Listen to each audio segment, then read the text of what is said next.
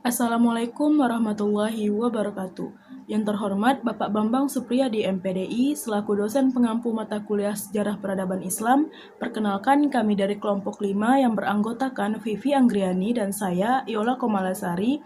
Di sini kami akan mempresentasikan materi tentang masa kemunduran yang berlangsung pada tahun 1250 sampai 1500 Masehi.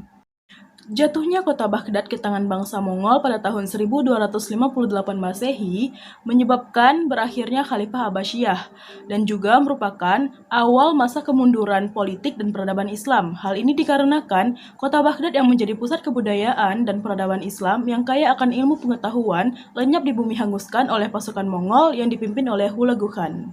Kemajuan bangsa Mongol secara besar-besaran terjadi pada masa kepemimpinan Yasugi Bahadur Khan.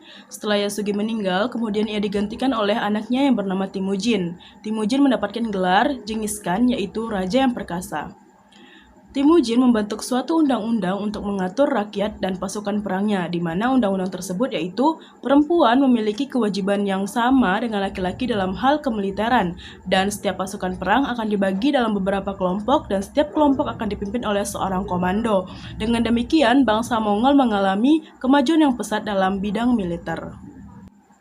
Setelah pasukan perangnya terorganisasi dengan baik, Genghis Khan berusaha memperluas wilayah kekuasaannya dengan menaklukkan beberapa daerah seperti kerajaan Cina dan negeri-negeri Islam seperti Turki, Khurasan, Bukhara, sampai ke perbatasan Irak.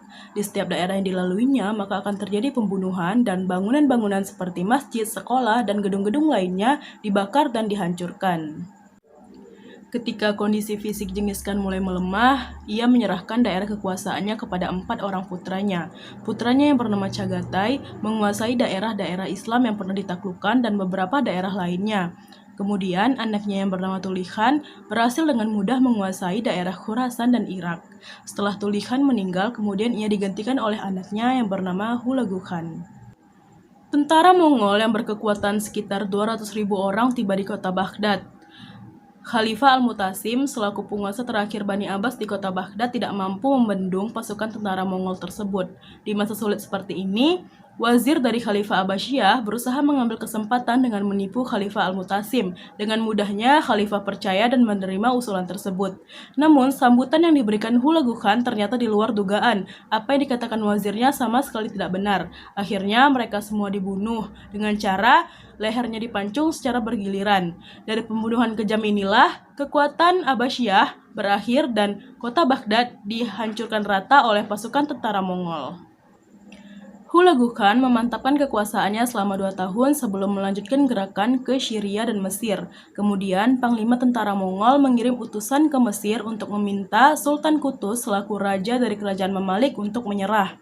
Namun, permintaan tersebut ditolak oleh Sultan Qutuz, dan hal ini memicu kemarahan bangsa Mongol. Akhirnya terjadilah pertempuran yang dahsyat dan dimenangkan oleh pasukan Mamalik, dan pasukan Mamalik berhasil menghancurkan tentara Mongol. Setelah pasukan Mongol berhasil dihancurkan, kota Baghdad dan daerah-daerah lainnya yang berhasil ditaklukkan oleh Hulagu Khan kemudian dipimpin oleh dinasti Ilkhan. Setelah Hulagu Khan meninggal, kemudian ia digantikan oleh anaknya bernama Abaga yang menganut agama Kristen. Kemudian Abaga digantikan oleh Ahmad Teguder yang menganut agama Islam. Karena Ahmad menganut agama Islam, ia kemudian ditentang, ditangkap, dan dibunuh oleh Argun. Argunlah yang menggantikannya sebagai raja dinasti Ilkhan yang keempat. Argun dikenal sebagai raja yang kejam terhadap umat muslim. Raja yang ketujuh bernama Muhammad Gaza. Ia juga menganut agama Islam. Muhammad Gaza sangat memperhatikan perkembangan peradaban.